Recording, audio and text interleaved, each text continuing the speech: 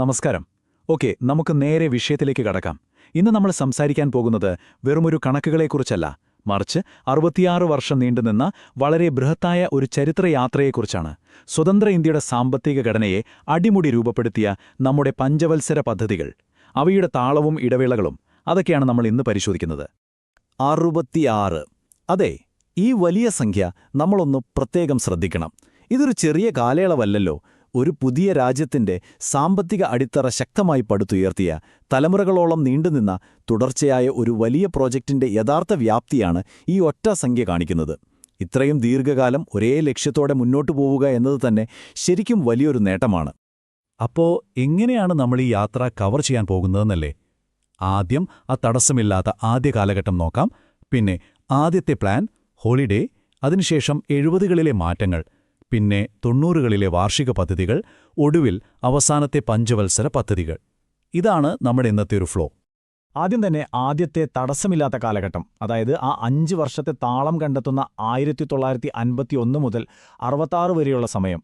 സ്വതന്ത്ര ഇന്ത്യയുടെ തുടക്കത്തിൽ തന്നെ രാജ്യം വളരെ കൃത്യമായ ഒരു പാറ്റേണിലേക്ക്, അല്ലെങ്കിൽ പ്രവചനാത്മകമായ 5 വർഷങ്ങളുടെ ഒരു താളത്തിലേക്ക് വരുന്നത് ഈ സമയത്താണ്. 1951 തുടങ്ങി 66 അവസാനിക്കുന്ന ഈ 15 വർഷത്തെ കാലയളവ് നോക്കിയേ. തികച്ചും ഗണിതശാസ്ത്രപരമായ കൃത്യതയോടെയാണ് കാര്യങ്ങൾ മുന്നോട്ടു പോയത്. ഒന്നാം പദ്ധതി, അതിനു തൊട്ടു പിന്നാലെ ഒട്ടും ഗ്യാപ്പില്ലാതെ രണ്ടാം പദ്ധതി, പിന്നെ മൂന്നാം പദ്ധതി. കൃത്യം 5 വർഷങ്ങളുടെ ബ്ലോക്കുകൾ വളരെ അടുക്കും ചിട്ടയോടും കൂടി അടുക്കി വച്ചിരിക്കുന്നതുപോലെ. എന്നാൽ അടുത്തത് നമ്മുടെ ആദ്യത്തെ പ്ലാൻ ഹോളിഡേയാണ്. പാറ്റേണിലൊരു മാറ്റം എന്ന് തന്നെ പറയാം. ഈ കൃത്യത എക്കാലവും അങ്ങനെ തന്നെ നിന്നില്ല. നമ്മൾ പരിശോധിക്കുന്ന ടൈം ലൈനിലെ ആദ്യത്തെ വലിയൊരു പ്ലോട്ട് ട്വിസ്റ്റ് ഇവിടെയാണ് നടക്കുന്നത്. ഇവിടെ നമ്മൾ ചിന്തിക്കേണ്ട വളരെ പ്രധാനപ്പെട്ട ഒരു കാര്യമുണ്ട്. 15 വർഷമായി വളരെ സ്മൂത്തായി തുടരുന്ന ഈ 5 വർഷത്തെ താളം പെട്ടെന്ന് നിലച്ചാൽ എന്ത് സംഭവിക്കും? എന്തിനായിരിക്കും ഇത്രയും സുഗമമായി പോയിരുന്ന ഒരു രീതി രാജ്യത്തിന് പെട്ടെന്ന് നിർത്തിവെക്കേണ്ടി വന്നത്? ആലോചിച്ച് നോക്കിയേ. എന്തോ വലിയൊരു മാറ്റം അവിടെ സംഭവിച്ചിട്ടുണ്ട് എന്നതുറപ്പല്ലേ? നമ്മൾ പ്രതീക്ഷിച്ചിരുന്ന ആ സാധാരണ 5 വർഷ കാലയളവിന് പകരം പിന്നീട് നമ്മൾ കാണുന്നത് 1966 മുതൽ 69 വരെയുള്ള 3 വർഷത്തെ ഒരു ഇടവേളയാണ്. ഇതിനെയാണ് ചരിത്രത്തിൽ പ്ലാൻ ഹോളിഡേ എന്ന് വിളിക്കുന്നത്. വർഷങ്ങളായി ഉണ്ടായിരുന്ന കൃത്യമായ ഘടനയിൽ നിന്നും പെട്ടെന്ന് രാജ്യത്തിന് മാറി നിൽക്കേണ്ടി വന്ന ഒരവസ്ഥ. പക്ഷേ ആ ഗ്യാപ്പ് അധികകാലം നീണ്ടുനിന്നില്ല കേട്ടോ. 3 വർഷത്തെ പ്ലാൻ ഹോളിഡേ കഴിഞ്ഞുടനെ, അതായത് 1969 രാജ്യം വീണ്ടും പഴയ ആ 5 വർഷത്തെ ഘടനയിലേക്ക് തന്നെ മടങ്ങിവന്നു. അങ്ങനെ 4ാം പദ്ധതിയും അതിനുശേഷം 5ാം പദ്ധതിയും വളരെ കൃത്യമായി ആരംഭിച്ചു. ഇനി നമ്മൾ 70കളിലൂടെയാണ് പോകുന്നത്. ഓവർലാപ്പുകളും അപാകതകളും നിറഞ്ഞ സമയം. 1970കളുടെ അവസാനത്തിൽ ടൈം ലൈനിൽ വീണ്ടും രസകരമായ ചില കാര്യങ്ങൾ സംഭവിക്കുന്നുണ്ട്. അതൊരു സാധാരണ ഇടവേളയായിരുന്നില്ല. ഇനി ഇതിൽ ശരിക്കും രസകരമായ കാര്യം എന്താണെന്നാൽ, ഇവിടെ നമ്മൾ കാണുന്നത് റോളിംഗ് പ്ലാൻ എന്ന തികച്ചും വ്യത്യസ്തമായ പേരുള്ള ഒരു കാലയളവാണ്. 1978 മുതൽ 80 വരെയുള്ള ഈ ചുരുങ്ങിയ സമയം നമ്മുടെ പ്ലാനിംഗ് ചരിത്രത്തിലെ വലിയൊരു അപാകതയായി വേണമെങ്കിൽ പറയാം. ആ ഗണിതശാസ്ത്രപരമായ അപാകത നിങ്ങളൊന്ന് ശ്രദ്ധിച്ചോ? 5ാം പദ്ധതി യഥാർത്ഥത്തിൽ അവസാനിക്കേണ്ടത് 1979ലാണ്. എന്നാൽ റോളിംഗ് പ്ലാൻ ആരംഭിച്ചിരിക്കുന്നതോ 1978ലും. അതായത് മുമ്പത്തെ 5 വർഷത്തെ ബ്ലോക്ക് അവസാനിക്കുന്നതിന് ഒരു മുഴുവൻ വർഷം മുമ്പ് തന്നെ പുതിയ പ്ലാൻ തുടങ്ങിയെന്നർത്ഥം. തികച്ചും വിചിത്രമായ ഒരു ഓവർലാപ്പ് അല്ലേ? എന്തായാലും ഈ വലിയ ആശയക്കുഴപ്പങ്ങൾ പെട്ടെന്ന് തന്നെ തീർന്നു.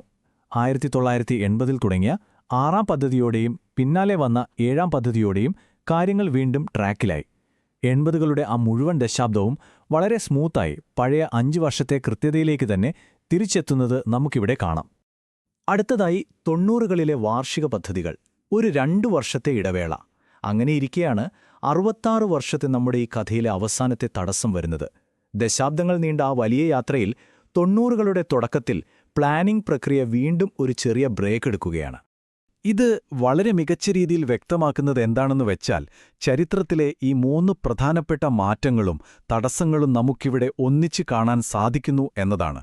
ആദ്യത്തെ പ്ലാൻ ഹോളിഡേ 3 വർഷം, റോളിംഗ് പ്ലാൻ 2 വർഷം, ഒടുവിൽ വാർഷിക പദ്ധതികൾ വീണ്ടും 2 വർഷം. ഒരുതരം ആവർത്തന സ്വഭാവമുള്ള തടസ്സങ്ങളാണല്ലേ ഇത്? നമ്മുടെ ടൈം ലൈനിലെ അവസാനത്തെ ഇടവേളയായ ഈ വാർഷിക പദ്ധതികളെ നമുക്കൊന്ന് സൂക്ഷ്മമായി നോക്കാം. 1990 മുതൽ 92 വരെയുള്ള വെറും 2 വർഷത്തെ ഒരു ചെറിയ റീസെറ്റായിരുന്നു അത്.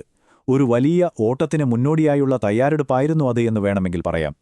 അവസാനത്തെ പഞ്ചവത്സര പദ്ധതികൾ, തടസ്സമില്ലാത്ത കുതിപ്പ്. അതെ, ഇവിടെ നിന്ന് നമ്മുടെ ടൈംലൈനിലെ ഏറ്റവും ദൈർഘ്യമേറിയ ഏറ്റവും സ്ഥിരതയാർന്ന കാലഘട്ടത്തിലേക്ക് നമ്മൾ കടക്കുകയാണ്.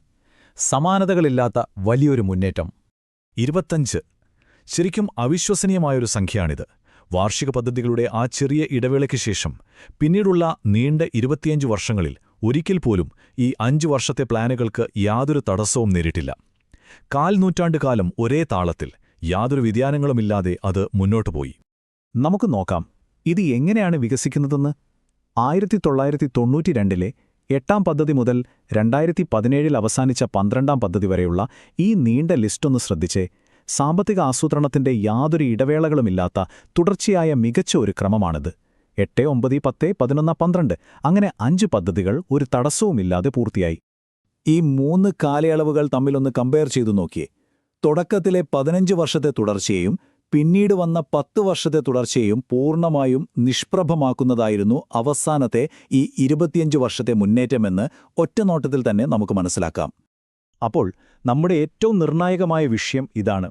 1951-ൽ തുടങ്ങി പലതരം മാറ്റങ്ങളിലൂടെയും ഇടവേളകളിലൂടെയും കടന്നുപോയ 66 വർഷത്തെ ആ ചരിത്രപരമായ ആസൂത്രണ പ്രക്രിയ 2017-ൽ 12ാം പദ്ധതിയോടെ പൂർണ്ണമായും അവസാനിക്കുകയാണ്. ആ വലിയ കാലഘട്ടത്തിന് അവിടെ എന്നേക്കുമായി തിരശ്ശീല വീണു. 12ാം പദ്ധതി 2017-ൽ അവസാനിച്ചപ്പോൾ 66 വർഷത്തെ നീണ്ടൊരു യുഗം അവിടെ പൂർണ്ണമാവുകയാണ്. അപ്പോൾ സ്വാഭാവികമായും ഒരു ചോദ്യം വരില്ലേ, അതിനുശേഷം ഇന്ത്യയുടെ സാമ്പത്തിക ഘടനയെ നയിക്കാൻ എന്ത് സംവിധാനമായിരിക്കും പകരമായി വന്നത്? ഈ വലിയ മാറ്റത്തെക്കുറിച്ച് ചിന്തിക്കാൻ നിങ്ങളെ അനുവദിച്ചുകൊണ്ട് ഇന്നത്തെ ഈ എക്സ്പ്ലെയിനർ നമ്മളിവിടെ അവസാനിപ്പിക്കുകയാണ്. ഒപ്പം